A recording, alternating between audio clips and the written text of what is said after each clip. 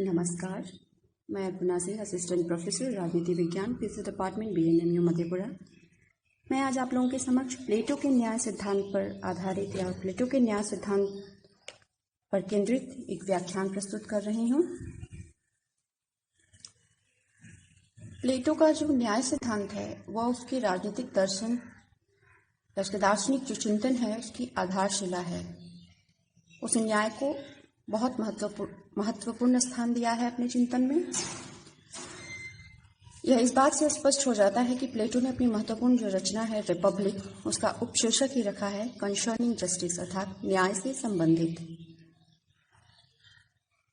यहाँ दो चीजें स्पष्ट कर देना चाहूंगी कि प्लेटो के अनुसार न्याय कोई कानूनी या अदालती धारणा नहीं है, और दूसरा यह है कि प्लेटो के अनुसार न्याय कोई बाह्य वस्तु भी नहीं है या राज्य या न्यायपालिका द्वारा थोपा गया निर्णय या उनकी राज्य की प्रचलित परंपराओं से न्याय का कोई संबंध नहीं है। सर्वप्रथम एक महत्वपूर्ण प्रश्न ये भी पूछा जाता है कि तत्कालीन एथेंस में कौन कौन सी धारणाएं प्रचलित थीं, जिसको नकारते हुए प्लेटो ने अपने न्याय की धारणा का प्रतिपादन किया।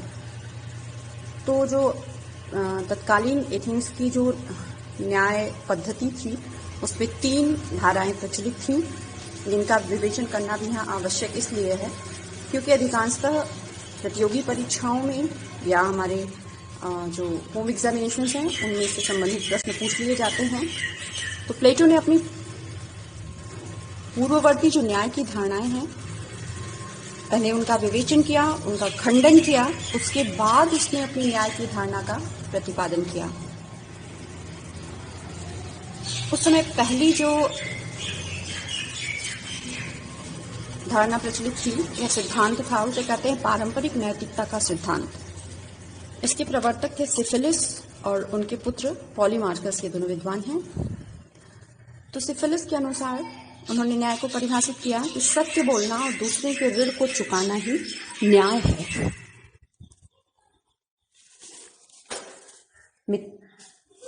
पॉलीमार्कस ने कहा कि मित्र के साथ श्रेष्ठ और शत्रु के साथ घृणित व्यवहार न्याय है। प्लेटो ने इसका बहुत ही साधारण तरीके से खंडन कर दिया। उन्होंने कहा कि सत्य बोलना, अर्थात यदि सत्य बोलने की श्रेणी में अपने देश की गुप्त जानकारी शत्रु देश को देना भी आता है, तो यह इस तरह के सत्य, इस तरह के न्याय को उचित नहीं कहा जा सकता। और दूसरा है सिफिलिस का दूसरा कथन कि दूसरे के ऋण को चुकाना भी न्याय है। उन्होंने इसका खंडन करते हुए कहा प्लेटो ने कि हो सकता है कि एक स्वस्थ मनोवृत्ति के व्यक्ति से आपने कभी तलवार ली हो और बाद में वह व्यक्ति स्वस्थ मनोवृत्ति का न रह जाए, तो ऋण तो आपके ऊपर तलवार का है, परंतु उस अस्वस्थ मनोवृत्ति के व्यक्ति को उसकी तलवार लौटाना उस अवस्था में न्याय नहीं कहा जाएगा। पॉलीमार्कस ने कहा था मित्र के साथ श्रेष्ठ और शत्रु के साथ घृणित व्यवहार न्याय है। प्लेटो ने कहा क्या पता मित्र केवल नाम का मित्र हो, वास्तव में वह शत्रु हो। तो इस प्रकार शत्रु मित्र इस तरह की संकुचित वर्गीकरण में हम न्याय को नहीं परिभाषित कर सकते। दूसरा सिद्धांत जो प्रचलित था तत्कालीन एथेंस में वो है क्रांतिकारी सिद्धांत। ये प्रश्न बार बार पूछा जाता है कि क्रांतिकारी सिद्धांत के रेडिकल थ्योरी ऑफ जस्टिस के प्रवर्तक कौन थे या उनका प्रसिद्ध कथन क्या है। इसके प्रवर्तक थे थ्रेसिमेकस। उन्होंने न्याय को परिभाषित करते हुए कहा था शक्तिशाली का हित ही न्याय है, अर्थात यदि शक्तिशाली व्यक्ति अपनी हित सिद्धि के लिए अन्याय भी करे तो वह अन्याय नहीं कहा जाएगा, वह न्याय की श्रेणी में ही आएगा।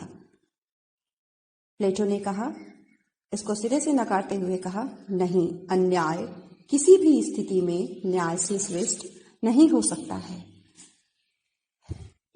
इसी तरह तीसरा सिद्धांत जो व्यावहारिक सिद्धांत या प्रैग्मेटिक थ्योरी ऑफ जस्टिस था, उसके प्रवर्तक ग्लाउकन थे। ग्लाउकन ने कहा कि न्याय जो है एक कृत्रिम वस्तु है, इसका आधार कोई सार्वभौमिक नियम न होकर निरंतर बदलती हुई परंपराएं हैं। तथा दूसरे तरीके से इन्होंने परिभाषित करते हुए कहा न्याय जो है वो भय का शिशु है। इसके प्रतिकार हेतु प्लेटो ने कहा कि न्याय कभी कृत्रिम हो ही नहीं सकता, वह तो मानव आत्मा के प्राकृतिक एवं आंतरिक गुणों में समाहित है। दूसरा उन्होंने कहा कि न्याय का पालन कभी भी भय से नहीं होता है, अपितु सदैव न्याय का पालन स्वाभाविक रूप से किया जाता है। इस प्रकार हम देखते हैं कि तत्कालीन एथेंस में जो तीनों सिद्धांत प्रचलित थे न्याय के, वो न्याय को एक बाह्य वस्तु मानते हैं, जबकि प्लेटो बार बार जोर देके कहता है कि न्याय आंतरिक अर्थात मानव आत्मा का आंतरिक एवं स्वाभाविक गुण है। उसने न्याय को परिभाषित करते हुए अपने ग्रंथ में लिखा भी है कि न्याय मानव आत्मा की उचित अवस्था तथा मानव स्वभाव की प्राकृतिक मांग है। अब हम समझेंगे कि फिर उसने न्याय को मानव आत्मा का आंतरिक सद्गुण मानते हुए किस प्रकार परिभाषित किया है। यहाँ हम देखेंगे कि प्लेटो की न्याय संबंधी धारणा जो ये है कि संक्षेप में हम समझ सकते हैं कि प्लेटो मानता है कि प्रत्येक व्यक्ति जब जन्म लेता है तो उसकी आत्मा में प्रमुखतया 3 सद्गुण होते हैं, जो कि विवेक, साहस और क्षुधा या एपिटाइट, या इसे हम वासना संबंधी या उत्पादकता संबंधी भी कह सकते हैं। तो प्लेटो कहता है कि व्यक्ति के आत्मा में ये 3 सद्गुण होते हैं, परंतु विलक्षण चीज क्या है, वो ये है कि प्रत्येक आत्मा में, प्रत्येक प्राणी में किसी एक खास गुण की प्रधानता होती है।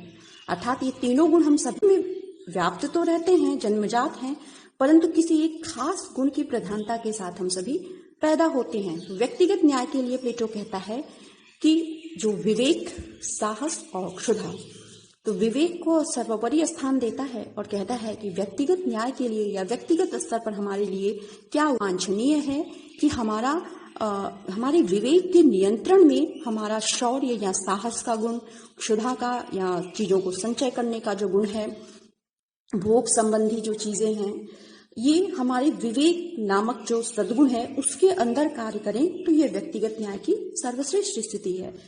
इसी प्रकार चूंकि हम जानते हैं कि प्लेटो ने राज्य को परिभाषित करते हुए ऑर्गेनिक थ्योरी का सहारा लिया है, आंगिक सिद्धांत का सहारा लिया है, और उन्होंने कहा है कि राज्य कोई दैवीय सत्ता नहीं है, वरन राज्य क्या है, ये उसने परिभाषित करते हुए लिखा है कि state is individual writ large, अर्थात व्यक्ति का बृहत स्वरूप ही राज्य है। दूसरे स्थान पर उसने राज्य को परिभाषित करते हुए लिखा है कि राज्य का निर्माण वृक्षों और चट्टानों से नहीं होता, बल्कि उसमें निवास करने वाले व्यक्तियों के चरित्र से होता है। यहीं पर हम न्याय के सिद्धांत को या व्यक्तिगत न्याय के सिद्धांत को विस्तार देते हुए सामाजिक न्याय के सिद्धांत को या राज्य के स्तर पर न्याय के सिद्धांत को समझने की कोशिश करेंगे कि व्यक्तिगत न्याय यदि यह है कि हम विवेक यानी अपनी बुद्धिमत्ता, अपनी रीजन, अपनी जो रैशनैलिटी का गुण है उसके अंदर या उसके नियंत्रण में अपने साहस का इस्तेमाल करें, अपने जो क्षुधा संबंधी या अपनी जो चीजों को संचय करने या भोग करने की प्रवृत्ति का इस्तेमाल करें। तो अर्थात हम अपने विवेक की, अपनी बुद्धि के नियंत्रण में रहकर ही कार्य करें। ये हुई व्यक्तिगत न्याय की स्थिति। इसी को विस्तार देते हुए प्लेटो कहेगा कि जिस प्रकार व्यक्ति के अंदर 3 तत्व या गुण विद्यमान हैं, उसी प्रकार इन तीनों गुणों के प्रतिनिधि के आधार पर राज्य के भी 3 वर्ग होते हैं, जो हैं तो विवेक की प्रधानता वाले व्यक्तियों को वह सम्मिलित करता है शासक वर्ग में, जिनमें साहस की प्रधानता है उन्हें सैनिक वर्ग में, तथा जिनमें तृष्णा की प्रधानता हो, जिनमें उत्पादन करने की क्षमता हो, ऐसे लोगों को उत्पादक वर्ग में सम्मिलित करता है। तथा ये उसका कोई बहुत ही एक वाक्य में दिया जाने वाला कोई ऐसा सिद्धांत नहीं था, वरन इस तरह की सिद्धांत के पृष्ठभूमि के लिए, उसके पृष्ठपोषण के लिए उसने बाकायदा उस तरह की शिक्षा व्यवस्था, उस तरह के प्रशिक्षण की भी सिद्धांत की रचना की है। यहाँ एक बिल्कुल ही ध्यान देने योग्य चीज है कि इस प्रकार का जो विशिष्टीकरण है, ये हमारे प्राचीन भारत की जो वर्ण व्यवस्था थी उसके भी आधार के रूप में यही सिद्धांत कार्य कर रहा था।